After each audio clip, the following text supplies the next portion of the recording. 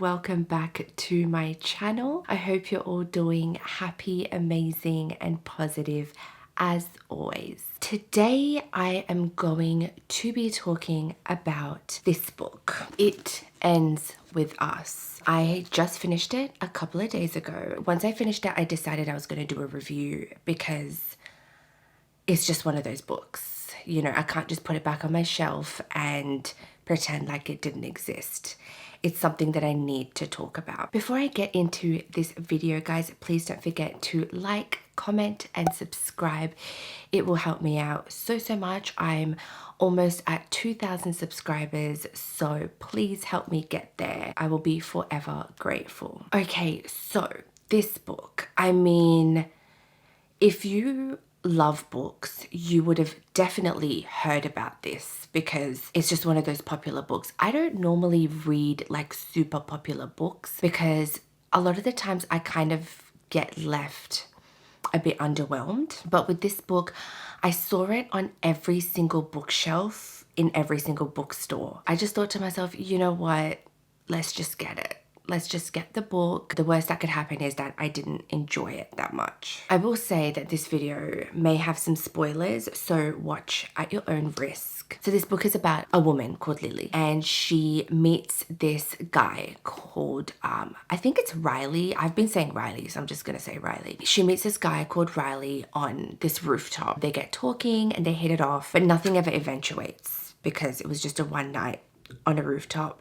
He's a neurosurgeon, so he's on call all the time. So they get disrupted.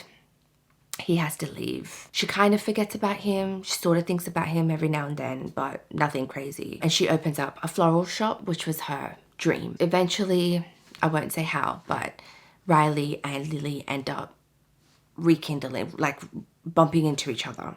And, you know, realizing like, oh, hey, I met you like 6 months ago. They hit it off again. It's great. She falls in love hard and fast. So does he. He's more of the type that doesn't really like relationships, isn't that commitment type, but he sees something in her and he changes. Her ex-lover, who she was with when she was like a teenager, he was like this homeless boy who was like squatting in a house behind her family home, and they were together until she was like 15 or 16, something like that.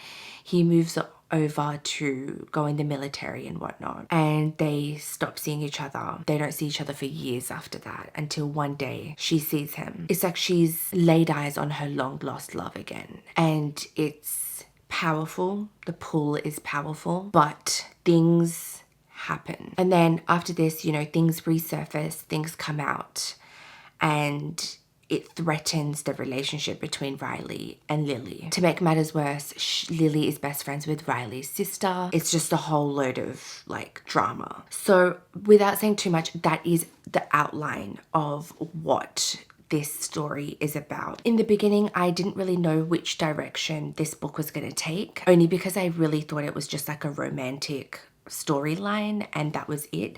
And I kind of get bored with romantic storylines. I need like a plot twist. I need something that's gonna make me go, what the heck just happened, and not want to put it down and continue reading. When I first started this book, I started it and I stopped reading for like a month because I was just like, it's like very vanilla, very sort of whatever, very mediocre. The story starts really picking up towards the middle of the book, so you do have to be a little bit patient because it's kind of setting the tone. I don't want to say too much, I don't want to spoil it, but maybe a little bit more than half the book, it's setting the tone and it's giving a really good insight to Lily's life and what she's experienced. You guys know that I do a lot of videos on like true crime cases about domestic violence, family violence, that sort of thing. I did not know that this book had that in it, because when I read the blurb, it was very like, yeah, you know, this girl, she like finds this guy and her ex comes back into the picture, and I was just like, oh, okay, so it's just going to be kind of like a love triangle type situation. But it's so much more than that. There is so much insight to domestic violence, and it's a great book that shows you why domestic violence victims, why they find it so difficult to leave their abusive relationship. And it really puts you into the mind of the victim. It's almost like you're going through that, if that makes sense. Because I don't know about you, but when I read a book, I get really involved. It's like as if I'm the person that, like I'm the main character. When I'm like reading, I imagine it like a movie, and you sort of fill in the shoes of like the main character. You like pretend that you are that person. And this Colleen Hoover does such a great job with putting you into the shoes of the main character and going through all the feelings and all the emotions. Like, this book is such a roller coaster of emotions. It is happiness, it is sadness, it is like happy tears, it's angry tears, it's all of the emotions that you could ever feel in one book. You even feel anxiety throughout it. You even start questioning what you would do in that type of situation. It like teaches you a lot of things. It teaches you like a victim's mindset in an abusive relationship. It teaches you, why victims go back to their abusers. It teaches you the types of different thoughts that goes through a victim's mind, and the denial phase, the acceptance phase, the angry phase, the grieving phase. There's just so many different types of like emotions and processes that you go through this whole book. And also what this book doesn't do is glorify abuse or glamorize abuse. I know a lot of TV shows and other books will always glamorize and glorify abuse and sexual assault and things that should not be glamorized or glorified, any, type of addictions and whatnot. This book does a really good job of being serious in those parts. That's one thing I was really glad about, because I've read other books and it almost makes it sound passionate when, someone's explaining abuse or going through it, talking about abuse in a book, in a movie, in a TV show. This does not do that at all. And it really shows how serious these things are and how bad it could get. When I tell you the last line of this book was like, it brought me to actual tears. I heard this a lot with the last line, and I normally read the last line of every book. I don't know why I do it. I'm pretty sure a lot of other people do too. But I never actually read the last line with this book until I came to it.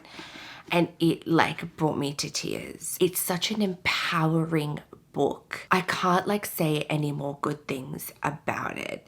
I've never really cried that much in books, but for this, it was like throughout the entire book, I was like feeling like so heavy in my heart, and then I would feel so excited and I'd be crying out of happiness or sadness. If you're like me that enjoys thrillers and crime books and, mystery and all that sort of thing, I think you would still like it, because even though it doesn't have mystery, or it does have a little bit of thrilling effect, I guess, however you interpret a thrilling feeling is how you would take this. I personally wouldn't say that it's like a thriller, but I would say that it's shocking. It's very shocking. There's definitely a lot of like sexy parts to it as well, but it's not so much just focused on that. It's focused on a lot of other parts where the sexy parts aren't important. But I think the main plot of this book is just outstanding, and just the way that Colleen describes everything. There aren't that many predictable moments. I mean, like, I won't lie, there are some bits where I was like, okay, I know what's going to happen, but it's just the way that she does it.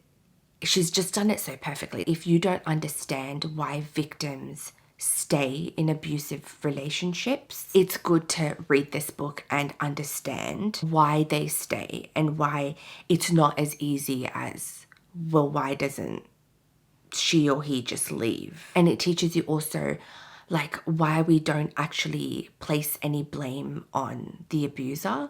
We normally end up saying things like, why doesn't she or he just leave? But we need to start questioning more, why does the abuser do what they're doing? And what are the repercussions of their actions? I'm not saying that Lily goes through a domestic violence relationship. I'm not saying who goes through it. You'll have to find out when you read it. It goes through a lot of like childhood trauma. It goes through, you know, young love and what could happen if you rush into a relationship with someone who you barely know. And regardless of the main plot in this book, it actually shows how dreams can come true and you can make something out of nothing, and you can go from the ground up and build yourself up in your life, in your career, in whatever it is, in yourself. And it really, really portrays the strength of people who have really gone through difficult experiences in their life. This book has 367 pages. It's one of those books that you don't even realize how far you've come while you're reading it, because you just don't want to put it down. You just want to keep reading and reading and reading. Some of the chapters are a lot longer than others. Some of them are quite short. Please go get this book. It's worth reading. Thank you so much for watching, guys. I will be coming back with a true crime case very, very soon, and I can't wait to film and post that. Let me know, guys, of any book suggestions. I love my books. So if you have anything that reminds you of this book or anything that you think I would enjoy, please leave your suggestions. Let me know what your favorite book is. Like I said, guys, please don't forget to like, comment, and subscribe. It will help me out so, so much. Please stay happy, please stay amazing, and please stay positive. And I will catch you guys very soon. Bye.